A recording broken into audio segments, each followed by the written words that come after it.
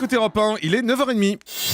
Le journal des médias avec Thomas Joubert. Bonjour Thomas. Bonjour, à la une ce matin, M6 présente les programmes de sa grille d'été. Les intermittents du spectacle ont envahi un plateau de France 3 et Claire Chazal, plébiscitée aux 20h de TF1 selon un sondage.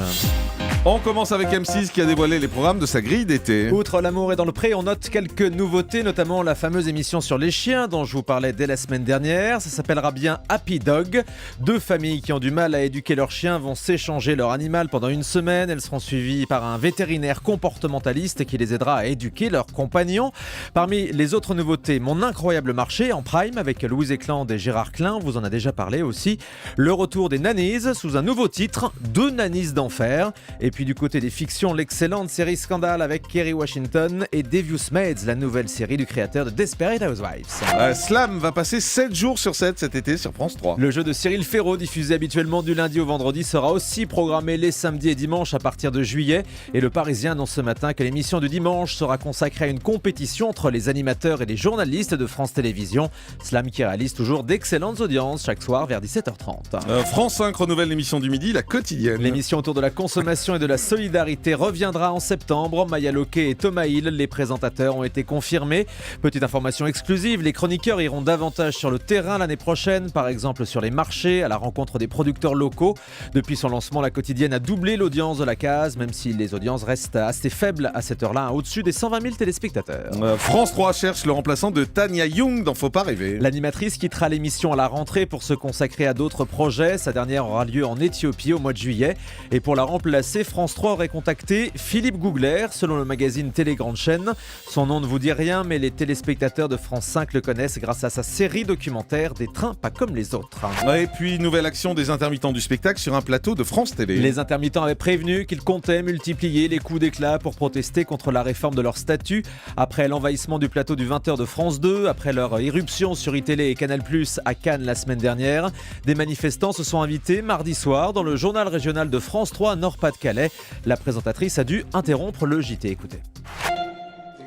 Alors excusez-nous, ce journal est actuellement perturbé par les intermittents du spectacle qui se trouvent actuellement sur ce plateau. Donc nous sommes en train de discuter avec eux de la suite des événements. Alors on m'indique que le journal ne... Voilà, et c'est une bande-annonce qui est partie Exactement, pour on lui faire a dit patienter. que le journal ne peut pas continuer. Effectivement, la régie finale a repris l'antenne. Stéphane Bern se lance dans la comédie. L'animateur de France 2 annonce à nos confrères de TV Magazine qu'il a tourné une fiction pour la chaîne, la nouvelle série Up and Down avec Charlotte de Turckheim et Catherine Jacob. Stéphane Bern joue un agent immobilier. Il fera aussi prochainement une apparition dans Nos chers voisins sur TF1 où il interprétera un dog-sitter. C'est comme un baby-sitter mais pour les chiens. TMC va consacrer une soirée à l'équipe de France de foot juste avant le début de la Coupe du Monde. Le mardi 10 juin à 20h50, TMC diffusera 40 jours dans le secret des Bleus. On découvrira les coulisses de la préparation de l'équipe de France pour le mondial. Et c'est le comédien Laurent Deutsch, grand fan de foot, qui a été choisi comme voix off du reportage. Le CSA met en garde TF1, RMC Découverte et RTL sur les temps de parole politique. Le Conseil supérieur de l'audiovisuel a constaté sur ses antennes des déséquilibres sévères entre les partis dans la campagne des européennes. Le CSA demande donc à ses chaînes de remédier en extrême urgence à la situation. La campagne se termine demain soir à minuit.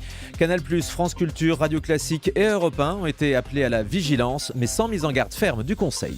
Et puis les frères Bogdanov font condamner le magazine Marianne. Marianne avait qualifié les jumeaux d'imposteurs et parlait d'usurpation de mystification. Le magazine s'appuyait notamment sur un rapport du CNRS qui expliquait que les thèses de doctorat des frères Bogdanov n'avaient pas de valeur scientifique. Le tribunal de grande instance de Paris a condamné le magazine pour diffamation. Les Bogdanov obtiennent 64 000 € de dommages et intérêts, mais Marianne a décidé de faire appel. Et puis on termine avec le chiffre du jour. 63% des Français veulent que Claire Chazal reste aux 20h de TF1 le week-end. C'est un sondage de VSD cette semaine auprès d'un échantillon représentatif de 1000 personnes. Claire Chazal a beaucoup été attaquée dernièrement suite à ses nombreuses hésitations en plateau et puis surtout à ses interviews. Sur ce point, 66% des personnes interrogées considèrent que Claire Chazal est une bonne intervieweuse. Voilà qui va donc la rassurer. Merci beaucoup Thomas Joubert.